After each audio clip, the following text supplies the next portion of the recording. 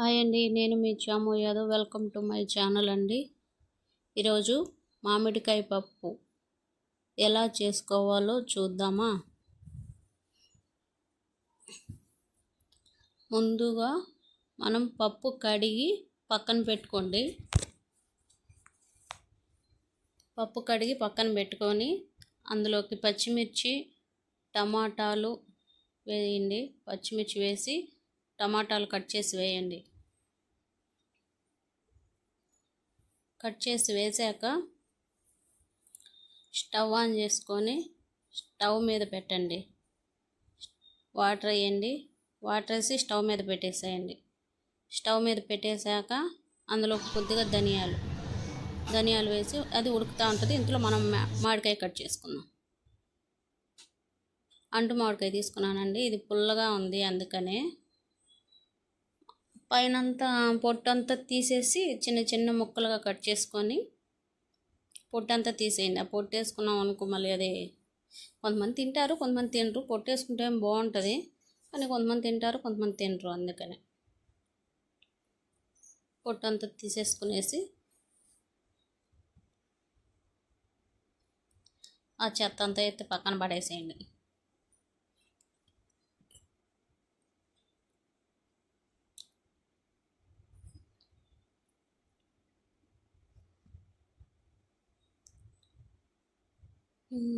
ఇలా చెత్త అంతా ఎత్తి పక్కన పడేసేసి చిన్న చిన్న ముక్కలుగా కట్ చేసుకోండి. ఇలా పొట్టంతా తీసేసి వేస్తే తొందరగా ఉడికిపోతుంది. అందుకనే ఒకసారి కడిగేసుకొని ప్లేట్లో పట్టేసుకొని చిన్న చిన్న ముక్కలుగా కట్ చేసేసి పప్పులో ఆల్రెడీ నా పప్పు ఉడికిపోయింది. మనం ఇంతకుముందే పెట్టేసాం కాబట్టి పప్పు ఆల్రెడీ ఉడికిపోయింది. ఇప్పుడు మ్యాంగో కట్ చేసుకుంటున్నాను చిన్న చిన్నగా, అందుకని ఉడికిపోయింది. అందుకే ఫాస్ట్గా కట్ చేసుకుంటున్నాను.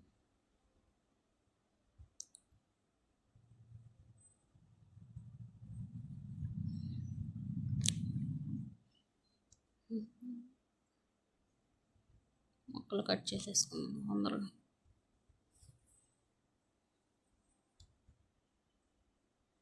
మీకు ఎవరికైనా ఏమన్నా డౌట్లు ఉంటే అడగండి. ప్లీజ్ సబ్స్క్రైబ్ చేయండి, సపోర్ట్ చేయండి. ఇప్పుడు ఈ మామిడికాయ ముక్కలన్నీ పప్పులో వేసేద్దాం. పప్పులో వేసేసుకొని ఒకసారి కలియబెట్టేసుకుందాం.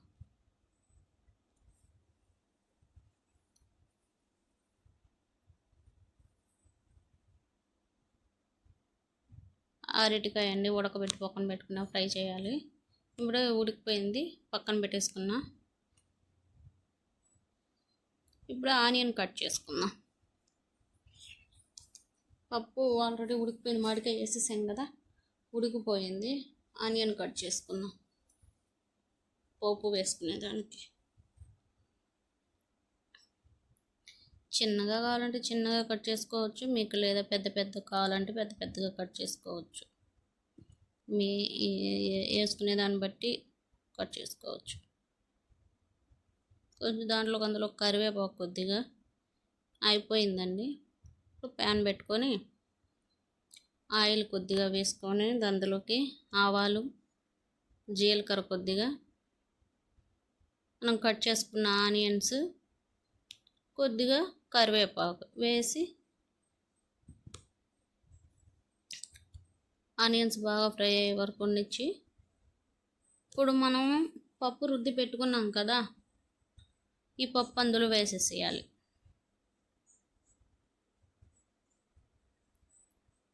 ఇందులో కొంతమంది వడిం కూడా వేస్తారు, నా దగ్గర వడిం లేదు, అందుకనే మీకు ఎంత వాటర్ కావాలంటే అంత వాటర్ వేసుకుని. కొంతమంది పలచంగా తింటారు, కొంతమంది తిక్కుగా తింటారు.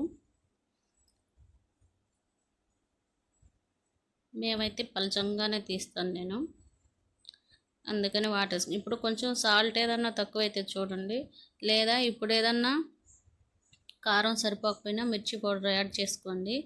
నేను పచ్చిమిరపకాయలు దండిగా వేసేసాను కాబట్టి కారం సరిపోయింది. కొద్దిగా సాల్ట్ చూసుకున్నాను, అందుకని సాల్ట్ తక్కువైంది వేస్తున్నాను.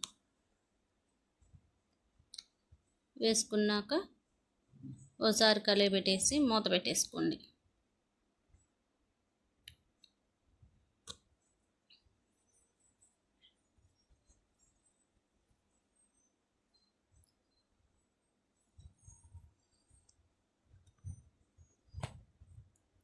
అంతే అండి. మూత పెట్టేసుకున్నాక తీసుకొని చూసారంటే ఒక పొంగు వస్తూ ఉంటుంది.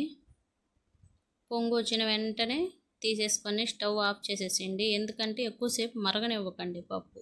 అంతే, ఒక పొంగు వచ్చింది కదా, ఆఫ్ చేసేసేయండి స్టవ్. ఎక్కువ మరిగిందంటే అదొక స్మెల్ వేరేలా వస్తుంది. ఎక్కువసేపు మరగనివ్వకుండా ఇంతే. అన్నం పెట్టేసుకొనేసి ఇంకా కర్రీ వేసేసుకొని తినేసేయండి. సూపర్గా ఉంటుంది. నేనైతే మా బాబు వస్తున్నాడు కాబట్టి సో ఇంకా తొందరగా అన్నం పెట్టేసి ఇచ్చేస్తా ఉన్నాను. అది వీడియో తీయలేదు, అందుకని అన్నం పెట్టేది.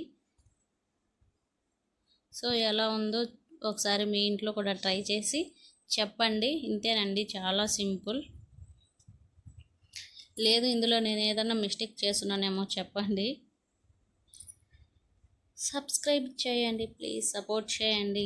థ్యాంక్ యూ అండి.